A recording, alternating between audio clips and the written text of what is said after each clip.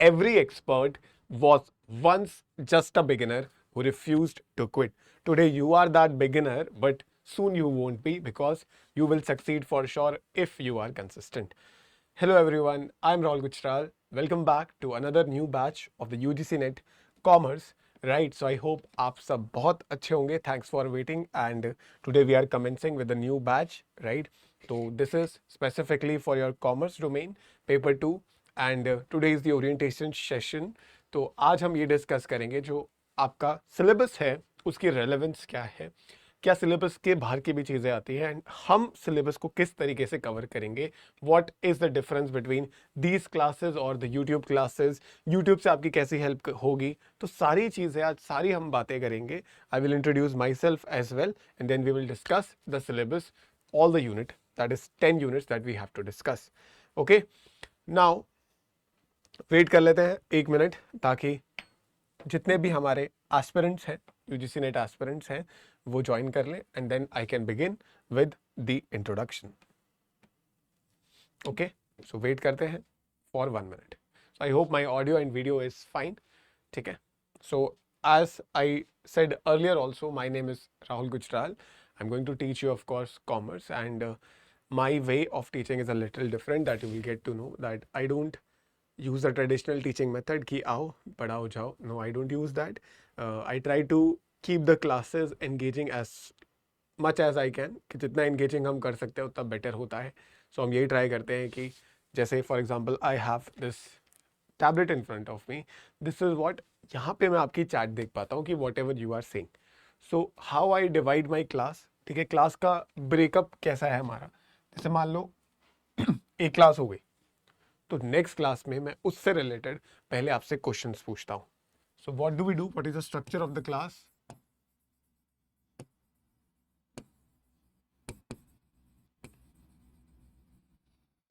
ठीक है गाइस, तो first 5 to 7 minutes we do a quick revisions through questions. यानी प्रीवियस क्लास में हमने जो भी पढ़ा था उससे रिलेटेड मैं आपसे क्वेश्चन पूछूंगा, आपको 1 मिनट का टाइम दूंगा, आप मुझे आंसर दोगे तो हमारा रिवाइज भी होगा. इससे फायदे दो होंगे, मुझे पता चलेगा कि मेरे स्टूडेंट्स, मेरे दोस्त पढ़ रहे हैं, आपको भी ये पता चलेगा कि आप सही पढ़ रहे हो, आप आंसर दे पा रहे हो. ठीक है, दो चीज़ें हो गई. सो एक तीर से दो निशाने. देन जो हमारी बाकी क्लास होगी, major portion of the class, वहाँ पे हम अपना कंसेप्ट पढ़ेंगे उस दिन का. For example we have to start from the business environment in the first class. ठीक है, कल हमें बिजनेस एनवायरमेंट से शुरू करना है. So that will be the concept. Then last के 5 मिनट या 10 मिनट अगर आपको ज़्यादा चाहिए हो, हम रिजर्व रखेंगे उस क्लास से रिलेटेड डाउट के. तो जो भी हमने पढ़ा होगा पूरा कंसेप्ट उस दिन में, तो जो भी आपका डाउट होगा then again you can ask in the chat box. Okay, so last 5 minutes doubts or you can say queries.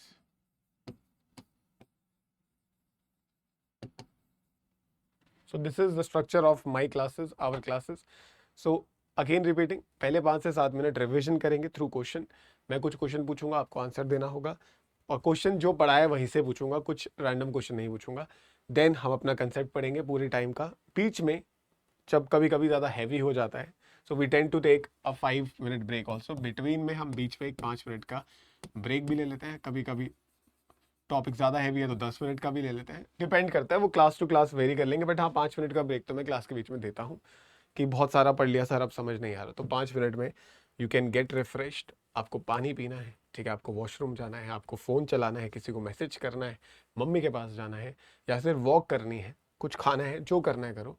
Break मैं बीच में देता हूँ. It is necessity. That's what I have realised while I used to study online classes. जब मैं लेता था मुझे पता चलता था कि स्क्रीन में देख के आधा घंटा मैं थक गया हूँ, मुझे 5 मिनट दे दो सर, या हेड डाउन करके मैं लेट जाता था.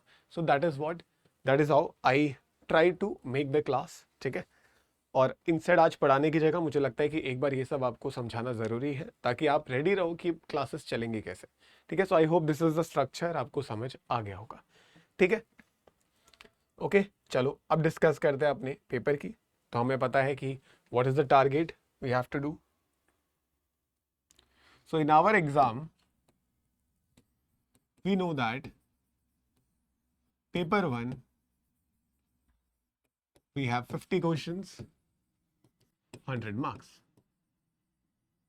Now we are studying with me, you are studying for the paper 2, that is 100 questions for the 200 marks. So combined कितने हो गए आपके 150 questions 300 marks. ठीक है, तो very important. So these 300 marks are so crucial for all of you. Yes or no? So 150 questions 300 marks. Now यहाँ पे best part is no negative marking, so you have to attempt all the questions no matter what. And one more benefit of the online class is that you have to give your paper online as well. यानी कि CBT है, computer based है, तो you will be used to, right? Screen पे देख के पढ़ने का आपको आदत पहले से ही होगा, ठीक है? Now that is what CBT यानी कंप्यूटर बेस्ड टेस्ट.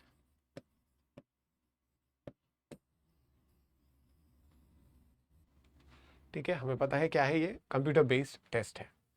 सो ये तो हो गया हमारे basics of the exam. Now in commerce like all the other subjects we have 10 units, so we have to see that and you can officially download the syllabus very easily. अभी दिखा देता हूँ कैसे. so I hope यहाँ तक चीज़ें बिल्कुल clear हो रही होंगी. ठीक है, आज पहली क्लास है, इंट्रोडक्टरी है, तो हम स्लोली कुछ बातें ही करेंगे, पढ़ाई हम कल से शुरू करेंगे. Is that clear? So that is what, that is your paper pattern, we already know.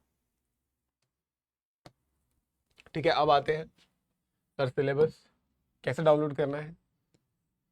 Just a second. सो आपको बस UGC नेट सिलेबस सर्च करना है गूगल पे, and the first website you will get is UGCnetonline.in, official website of the University Grants commission.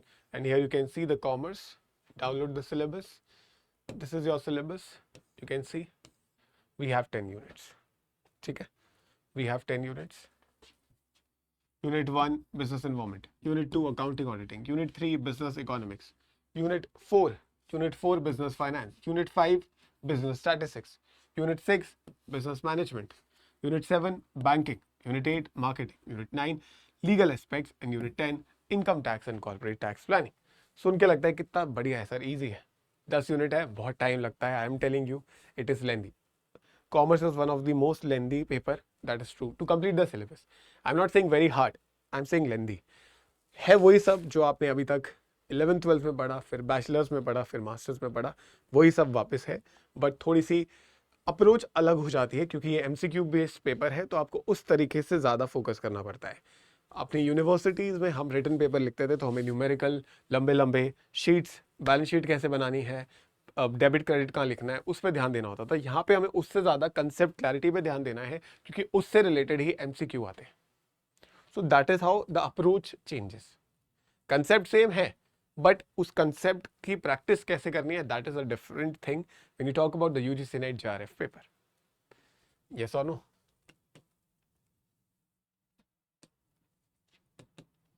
Okay, so I hope 10 units name आपने देख लिया होगा. तो एक एक करके पहले सिलेबस डिस्कस कर लेते हैं unit wise. Okay, so unit 1 as you can see हम स्टार्ट यूनिट 1 से करेंगे. By the way it's not ज़रूरी कि हम यूनिट 1 पढ़ रहे हैं तो फिर यूनिट 2 ही पढ़ना है, नहीं. बट ये काम ज़रूर करेंगे कि एक बार में एक यूनिट ही खत्म करेंगे. जैसे मान लो मैंने यूनिट 1 पढ़ाई पहले, जो कि मैं पढ़ाऊंगा, सबसे पहले यूनिट 1 से ही शुभ आरंभ करेंगे कल. तो बिजनेस इन्वॉल्वमेंट वाली यूनिट खत्म हो गई, तो ज़रूरी नहीं है मैं यूनिट 2 पढ़ाऊँ. हो सकता है मैं पहले यूनिट 6 पढ़ा दूँ. सो वो डिपेंड करेगा. बट हाँ, टाइम पे सिलेबस भी कंप्लीट होगा और सारे यूनिट्स भी कंप्लीट होंगे, उसकी टेंशन मत लेना. इसके अलावा of course the book will be delivered to you at your home, that you already know. उसके अलावा we will be having Zoom sessions, ठीक है, फॉर योर डाउट्स. क्योंकि अभी आप तो चैट पर पूछ सकते हो, बट अगर आपको अपने मुंह से कुछ डाउट पूछना है, सर आप हमें सामने से बताओ, ये वाली क्लास पढ़ाई थी, आपने ये बताया था, हमें ये समझ नहीं आया, या प्लीज़ सर आप क्या फिर से बता सकते हो, तो जूम सेशन भी हम कंडक्ट करेंगे. एक महीने में एक तो एटलीस्ट रख लेंगे. ठीक है, प्रोबेबली ज़्यादातर वो हम सैटरडेज में रखते हैं. ठीक है, कि मंडे टू फ्राइडे जो भी पढ़ा है तो सैटरडे को आप डाउट पूछ सकते हो. So it is like that. So try करेंगे कि मंथ में एक डाउट सेशन तो रखें, कि इस मंथ में जो भी पढ़ा था, कोई भी उससे रिलेटेड आपकी क्वेरीज है तो आप डाउट सेशन में आराम से जूम पे भी पूछ सकते हो. कभी ज़्यादा डाउट सेशन की नीड हो तो ज़्यादा भी रख लेंगे, टेंशन नहीं लेनी, वो we will discuss together. So that is an option you have. Plus whatever I am teaching you, the PDFs will be provided to you through the Drishti Learning app where you are seeing me. So that is again, you can see my videos anytime, any number of times that you want. That is again a benefit. So all these things you are going to get. ठीक है, so you don't have to worry, from our side we are giving you everything. Additionally YouTube पे मैं live आता हूँ 2 बजे. ठीक है,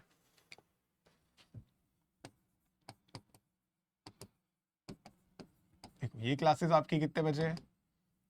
11:45 से. ठीक है, so these classes are from 11:45. ठीक है, मान लो हमने 1 बजे तक क्लास करी. ठीक है, फिर आपने भी लंच वगैरह करा, सर ने भी लंच वगैरह किया. 2 बजे फॉर प्रैक्टिस पर्पसेस आप यूट्यूब पे भी आ जाओ पढ़ने के लिए. ठीक है, so that is how we are going to approach this. Yes or no? So that is what, that is YouTube live 2 बजे होती है रोज, तो उसको भी आप डेफिनेटली ज्वाइन कर सकते हो. Is that clear? क्लियर है guys? Now let us discuss the syllabus unit wise one by one. Now first unit is the business environment and international business. Now यहाँ पे क्लास 12th में हमने chapter 3 पढ़ा था, याद होगा, बिजनेस एनवायरनमेंट. ब्लू वाली जो बुक थी हमारी एनसीईआरटी की, याद होगा. तो उसमें जो बिजनेस एनवायरनमेंट पढ़ा था वही है, बट थोड़ा सा और आप बोल सकते हो यहाँ पे एडिशनल चीजें ऐड हो गई. कि जैसे वहाँ पे हमने political, economic, social, technological, legal पढ़ा था. यहाँ पे एक और ये आ जाता है एनवायरमेंटल एनवायरनमेंट. सीरियसली यही है. ठीक है, पॉलिटिकल इन्वायरमेंट. अब पॉलिटिकल में अलग से आपको रोल ऑफ गवर्नमेंट अलग से देखना है. लीगल इन्वायरमेंट में आपको स्पेसिफिकली 2 एक्ट्स के बारे में पढ़ना है जो कि मेंशन्ड है, जैसे कि consumer protection act, very important. आपको अलग से इसके बारे में दिया है तो आपको पढ़ना ही है. तो इस एक्ट को हम बहुत डिटेल में पढ़ेंगे. इसके अलावा फेमा, फेमा की फुल फॉर्म क्या है guys? The foreign exchange management act. इसको आपको अलग से डिटेल में पढ़ना है. Socio cultural factors and their influence on the business. Then the CSR. CSR is very important, you know, corporate social responsibility, that the business को contribute करना पड़ता है सोसाइटी पे. कौन सा क्राइटेरिया होता है, क्या थ्रेशोल्ड होता है, सारा देखेंगे. Then scope and importance of the international business. International business का क्या स्कोप है, क्या इंपॉर्टेंस है, ग्लोबलाइजेशन और उसके ड्राइवर्स क्या हैं. Now next very important, modes of entry into international business. कि इंटरनेशनल बिजनेस में अगर एंटर करना है तो क्या क्या मोड्स हैं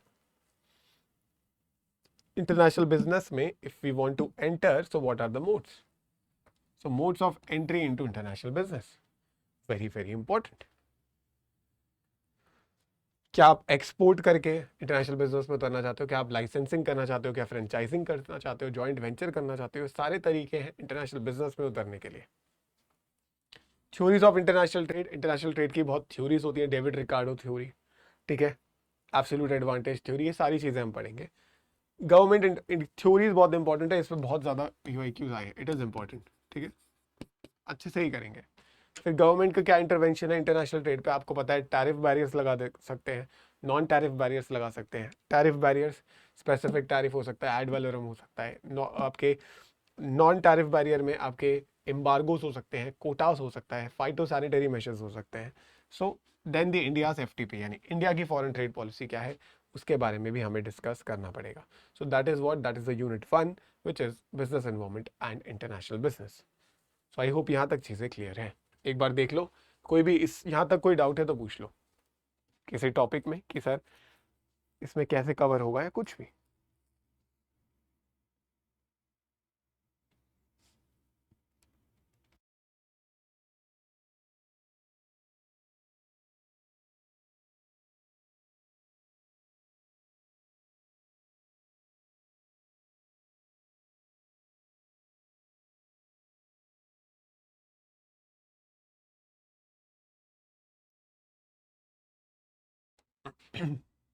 डन.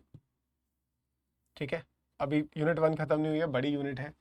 फिर आता है आपका next topic, that is FDI and FPI, यानी फॉरेन डायरेक्ट इन्वेस्टमेंट और फॉरेन पोर्टफोलियो इन्वेस्टमेंट. इसके बीच का डिफरेंस क्या है. ठीक है, टाइप्स ऑफ एफडीआई क्या है, होम कंट्री को और होस्ट कंट्री को एफडीआई से क्या फायदे होते हैं, एफडीआई के ट्रेंड्स क्या है और इंडिया की एफडीआई पॉलिसी क्या है. तो आप समझ सकते हो कि सिर्फ बेसिक एफडीआई एफपीआई नहीं लिखा, बताया है डिटेल में कि किस तरीके से आपको उसको पढ़ना है. So that's a very detailed syllabus. Then BOP हमने इकोनॉमिक्स में पढ़ा है, balance of payments. Of course it is a regional economic integration, very important. हमारे यहाँ पे 6 लेवल्स होते हैं रीजनल इकोनॉमिक इंटीग्रेशन के, वो हमें समझना है. फ्री ट्रेड एरिया क्या होता है, ठीक है, आपकी कॉमन मार्केट क्या होती है, ठीक है, आपकी फ्री इकोनॉमी क्या होती है, फ्री ट्रेड एरिया, सब कुछ ये सब पढ़ेंगे. Levels of regional economic integration very important है. ट्रेड क्रिएशन और डाइवर्जन में क्या डिफरेंस है, रीजनल ट्रेड एग्रीमेंट स्पेसिफिकली दे रखे हैं, यूरोपियन यूनियन के बारे में अलग से पढ़ना है, आसियान के बारे में अलग से पढ़ना है, कौन से मेंबर्स हैं उसमें, सार्क के बारे में, नाफ्टा के बारे में अलग से हमें कवर करना है. Then next is the international economic institutions where we are going to talk about the IMF, the World Bank and the UNCTAD, यानी United Nations Conference on Trade and Development. WTO, उसके function समझने हैं, objective समझने हैं, agriculture agreement समझने हैं, specifically gets, trips और TRIMS को बहुत डिटेल में पढ़ना है. Now this is important. ठीक है, WTO अपने आप में बहुत ज़्यादा इंपॉर्टेंट है. So that is your unit 1 syllabus. I hope कोई आपको डाउट नहीं होगा. बाकी हम कल यूनिट 1 से ही शुरू करेंगे. इसको देख लो, फिर बात करते हैं यूनिट 2 की.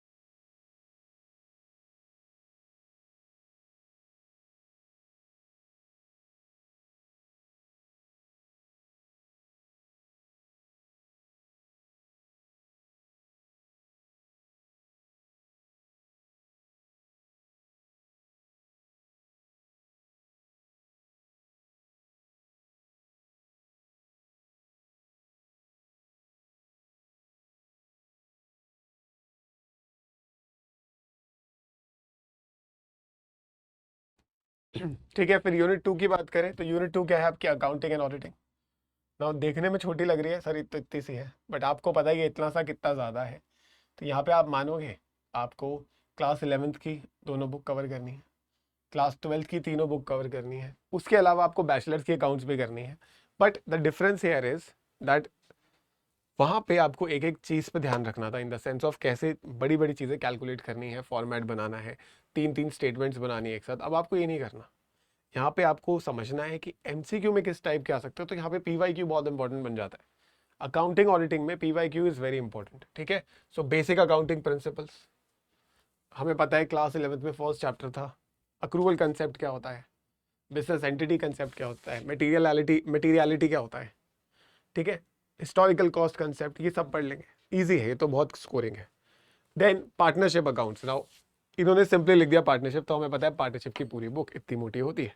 आई don't know, maybe I have that book right now. Let me show you.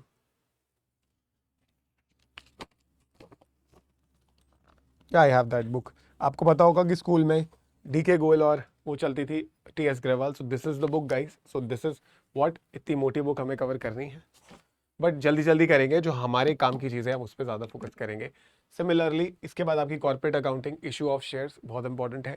Share कैसे इशू होते हैं, ठीक है, फोर फीचर क्या होता है, री इशू क्या होता है, सब पढ़ेंगे. ठीक है, again one more book. Then आप देख सकते हो financial statement analysis, third book जिसमें रेशियो और कैश फ्लो होता है, कंपनी की बैलेंस शीट होती है. फिर हमने बैचलर्स में और मास्टर्स में पढ़ा है cost and management accounting, marginal costing क्या होती है, बजटरी कंट्रोल क्या होता है, एक्टिविटी बेस्ड कॉस्टिंग क्या होती है, ये सब कुछ. Then human resource accounting, Indian accounting standards and IFRS. This is easy. Auditing, very easy. And recent trends in auditing. Management audit क्या होता है, energy audit क्या होता है, ये सब बहुत आसान है. So basically 12th की तीनों बुक सबसे ज़्यादा इंपॉर्टेंट है मेरे हिसाब से. उसके अलावा बैचलर्स में जो कॉस्ट एंड मैनेजमेंट अकाउंटिंग है, थोड़ा सा वो पढ़ना है. But major most important is partnership, आपकी company accounts and your ratio and cash flow. अब कैश फ्लो में हम पूरा कैश फ्लो नहीं बनाना, नीड ही नहीं है ना, MCQ based paper. That is what you have to understand. Yes or no? So that is the unit 2 accounting auditing. See this once. Then let us discuss the third unit, that is business economics.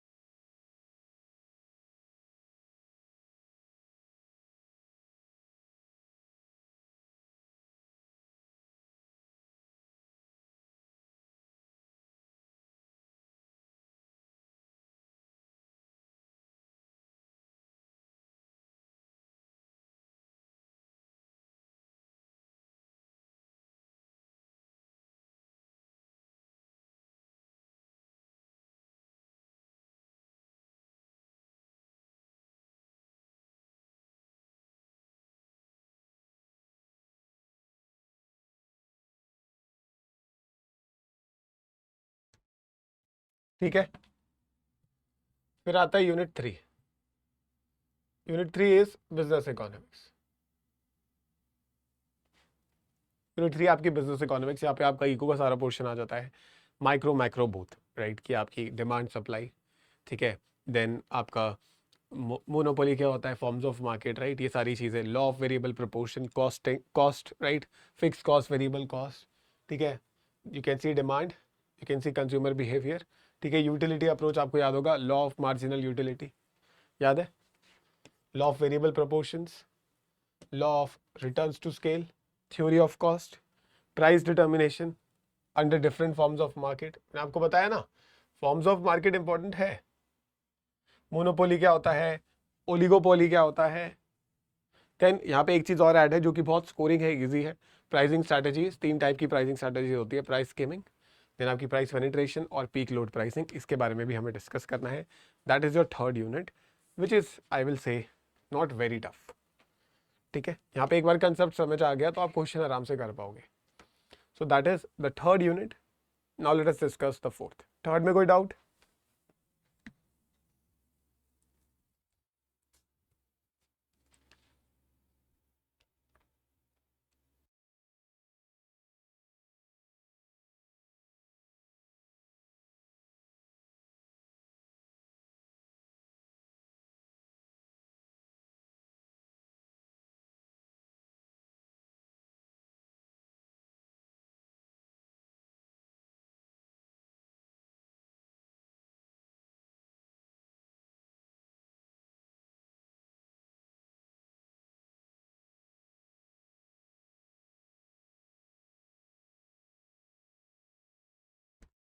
ठीक है, next क्या है? Next है आपका business finance, unit 4।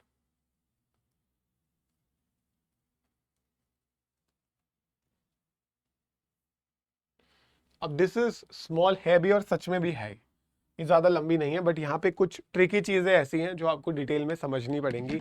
आप जल्दी जल्दी उसको पढ़ के आगे नहीं बढ़ सकते।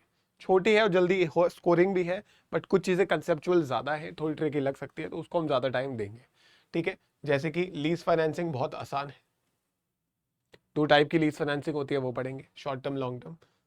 Time value of money important है, capital structure, capital budgeting decisions, working capital management, dividend decisions. हमें पता है कि 3 डिसीजंस होते हैं, dividend, investment, financing decision, risk and return analysis, then asset securitization, जिसको लोग इग्नोर कर देते हैं, यानी जो बैंक के लिए लोन्स होते हैं वो उनकी एसेट होती है, उसको सिक्योरिटी में कन्वर्ट कर देना। International monetary system, foreign exchange market, exchange rate risk and hedging. और hedging is very important. Spot rate क्या होता है, फॉरवर्ड मार्केट क्या होती है, ये सब इसमें पढ़ेंगे। Then international financial markets, euro currency का मतलब क्या होता है, जीडीआर एडीआर क्या होता है, very easy and scoring. Finally, international arbitrage and multinational capital budgeting.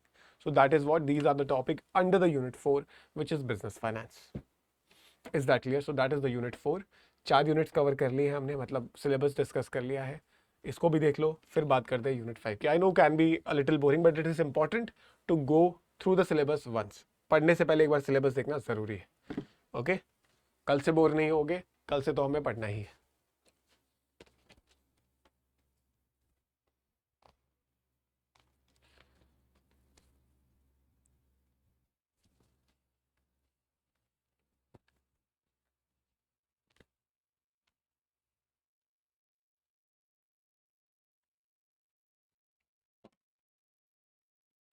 ठीक है, नेक्स्ट है आपका unit 5। Now this is all statistics, पूरी स्टैटिस्टिक्स है गाइस यहाँ पे।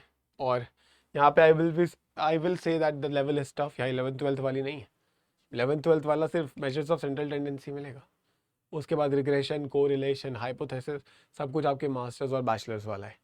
तो देख सकते हो, measures of central tendency, measures of dispersion, measures of skewness, quartile deviation क्या होता है, स्टैंडर्ड डेविएशन क्या होता है, ठीक है, correlation, regression, very very important, ठीक है, probability, very very important, Bayes theorem क्या होती है, कैसे वर्क करती है, ठीक है, बाइनोमियल, पॉइजन और नॉर्मल डिस्ट्रीब्यूशन में क्या डिफरेंस है, बहुत सारे क्वेश्चन आते हैं इस पे, ठीक है, research easy, data easy, sampling estimation a little tricky can be sometimes, but हम समझ लेंगे। देन फाइनली सबका डर, दैट इज हाइपोथेसिस, अनोवा क्या है सर, ची स्क्वायर टेस्ट क्या है सर, जी टेस्ट, टी टेस्ट क्या है। सो ये सब इतना हार्ड नहीं है, जब तक वहां तक पहुंचेंगे आप बहुत एक्सपर्ट बन चुके होंगे, ठीक है। And then finally report writing. तो यहाँ पे मेजरली सबसे ज़्यादा इंपॉर्टेंट क्या हो जाता है, हाइपोथेसिस, डिस्पर्जन, स्क्यूनेस, ठीक है, एंड आपकी probability.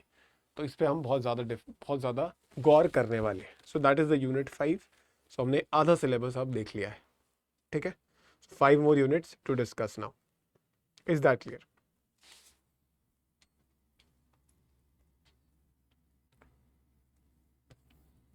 Unit 6, my personal favorite, that is business management and HRM. Now, पहला क्या है, principles and functions of management. Of course, we know principles and functions. Business studies class 12th, सबसे पहला chapter, ठीक है। functions of management, principles of management, planning, organizing, staffing, directing, controlling, इसके बारे में पढ़ना है, ठीक है। principles, फेयोल के principles, ठीक है, टेलर के principles वो पढ़ने हैं। then organizational structure chapter 3, organising का पार्ट है। अथॉरिटी रिस्पॉन्सिबिलिटी एक प्रिंसिपल ही होती है, उसको डिटेल में पढ़ना है। Delegation, decentralisation, motivation, leadership, Maslow need hierarchy theory हो गई, हर्ट्जबर्ग 2 फैक्टर थ्योरी हो गई, ऐसी लीडरशिप की थ्योरीज हो गई। ऑटोक्रेटिक लीडर क्या होता है, डेमोक्रेटिक लीडर क्या होता है, लैसे फेरे लीडर क्या होता है, ठीक है।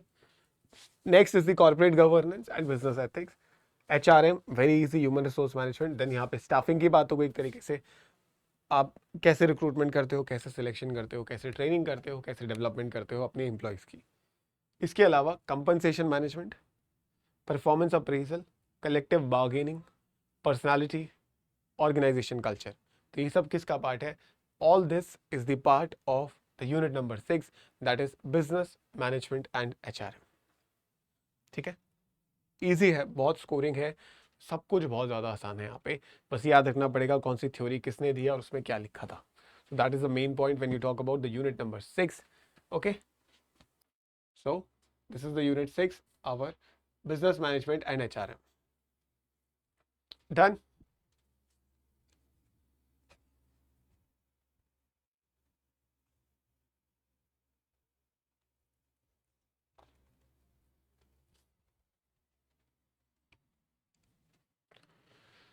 Unit 7, banking and financial institutions.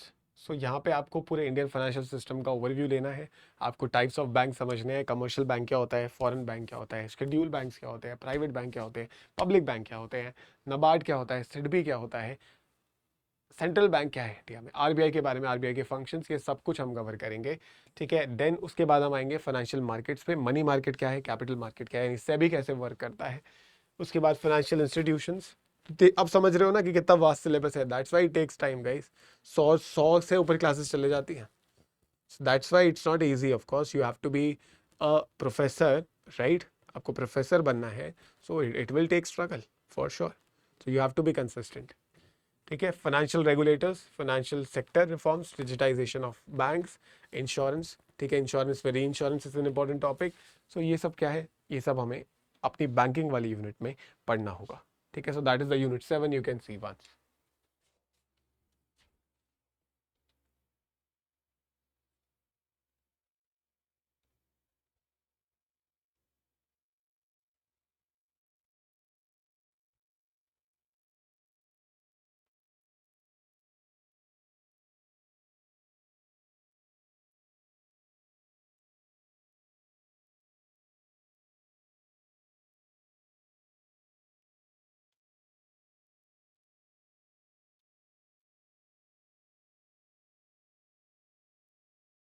The unit 8 is again one of the my favourite, ठीक है। बिजनेस से रिलेटेड जो होती है मेरी फेवरेट हो जाती है मार्केटिंग।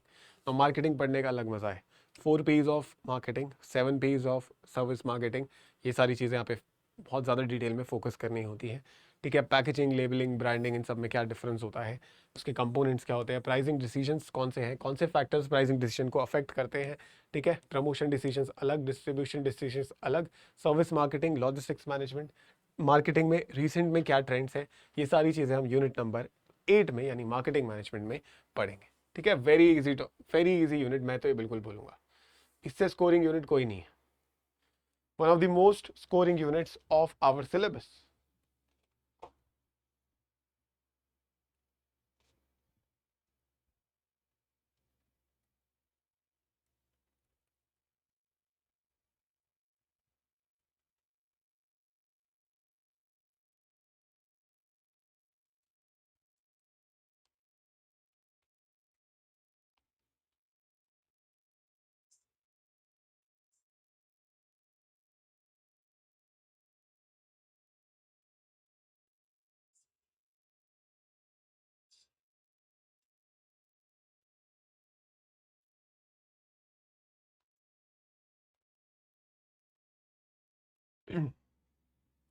ठीक है, second last unit is the legal aspects of business. Now this is a little lengthy, यहाँ पे बहुत सारे एक्ट्स हैं जो हमें पढ़ना है। इंडियन पार्टनरशिप एक्ट अपने आप में ही बैचलर्स में पूरी बुक थी, तो उसको वापस पढ़ना है। सेल ऑफ गुड्स एक्ट फिर से पूरा पढ़ना है, इंपॉर्टेंट है गाइस, ठीक है। बट यहाँ पे अच्छी बात यह है कि अगर आपको एक बार एक्ट आ गया तो कुछ यहाँ पे ट्विस्ट होकर ज़्यादा क्वेश्चन नहीं बन सकते, आपको पता है किस टाइप के क्वेश्चन आ सकते हैं।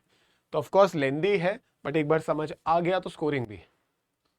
यहाँ पे नए क्वेश्चंस बनने की चांसेस बहुत कम होते हैं, कैसे बना लोगे ज़्यादा से ज़्यादा।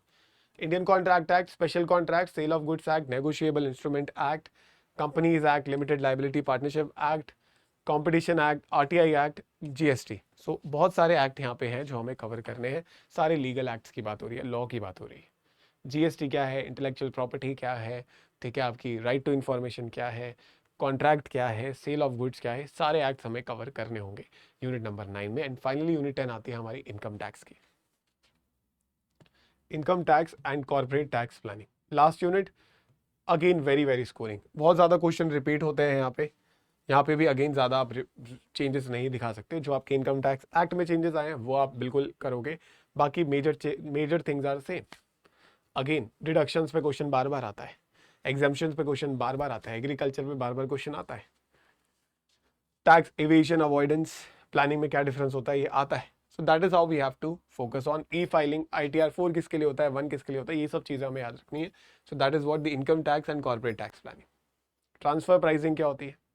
सो guys this was the syllabus, ठीक है। As I said from tomorrow onwards we are going to focus, first class में we will start with the unit 1,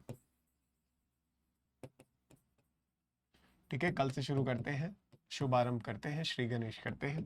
so unit 1 में we are going to discuss first कल business environment के basics, ठीक है। We are going to start with the business environment tomorrow, ठीक है। So looking forward to the classes, ठीक है। I hope all of you will be regular. As I said, timing of the class is from 11:45 AM every day live, ठीक है। मैंने आपको class के बारे में सारी चीज़ें बता दी है, सिलेबस डिस्कस कर लिया है, तो कल से पढ़ाई शुरू होगी अब। सो रेडी रहना, मिलूंगा आपसे रोज़ 11:45 पे। So you guys keep on studying like this, ऐसे ही पढ़ते रहो, आगे बढ़ते रहो, सेल्फ बिलीव सेल्फ कॉन्फिडेंस दोनों करते रहो। I am Rahul Gujral, will meet you again in the official, ये तो आपकी टेक्निकली फर्स्ट क्लास थी बट ऑफिशियल फर्स्ट क्लास कल होगी। So will see you in the first official class. So till then bye bye, Jai Hind and take lots of care. कोई query हो तो बिल्कुल पूछ लेना, कोई डाउट नहीं हो रहेगा, वैसे कुछ भी होगा I am always there for you, ठीक है। By the way again repeating, my name is Rahul Gujral.